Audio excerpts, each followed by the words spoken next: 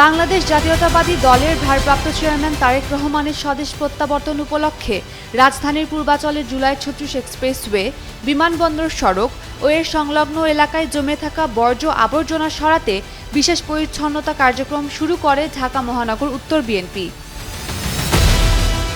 শুক্রবার সকালে এ কর্মসূচি শুরু হয়। এতে বিপুল সংখ্যক নেতাকর্মী অংশগ্রহণ করেন। বর্জ্য অপসারণ কার্যক্রমে নিজেও অংশ নেন ঢাকা মহানগর উত্তর বিএনপির আহ্বায়ক আমিনুল হক। পাশাপাশি সমাবেশের কারণে ক্ষতিগ্রস্ত গাছ আবার লাগানো হবে বলেও জানান তিনি সাংবাদিকদের বলেন, আমাদের ভারপ্রাপ্ত চেয়ারম্যান সবসময় বলেছেন, আমরা যা কিছুই করি তা যেন মানুষের কল্যাণে হয়। সামাজিক দায়বদ্ধতা থেকেই বিএনপি এ ধরনের কার্যক্রম করছে। পুরোপুরি বর্জ্য অপসারণ না হওয়া পর্যন্ত এই কর্মসূচি চলবে।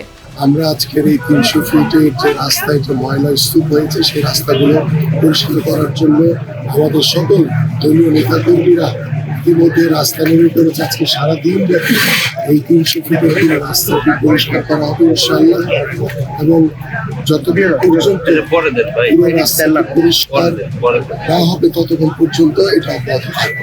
আমরা আগামীকালকে সেই গাছগুলো কোথায় কোথায় ক্ষয়ক্ষতি হয়েছে সেই গাছগুলো আমরা আবার নতুন করে রোপণ করবো ইনশাআল্লাহ। এর আগে দীর্ঘ ১৭ বছর পর সপরিবারে দেশে ফিরেছেন বিএনপির ভারপ্রাপ্ত চেয়ারম্যান তারেক রহমান। গতকাল বিকেলে ঢাকার হযরত শাহজালাল আন্তর্জাতিক বিমানবন্দর থেকে পূর্বাচলের জুলাই ৩৬ এক্সপ্রেসওয়েতে তাকে এক নজর দেখতে রাস্তার দুপাশে ভিড় করেন লাখো নেতাকর্মী। বিমানবন্দর থেকে সংবর্ধনা মঞ্চ পর্যন্ত প্রায় ৬.৫ কিলোমিটারের এই যাত্রাপথ ছিল নেতাকর্মীদের ভিড়। পরে পূর্বাচলে আয়োজিত গণসংবর্ধনায় বক্তব্য দেন তারেক রহমান। উম্মের রুম্মান ক্রান্তি, ডেইলি সান।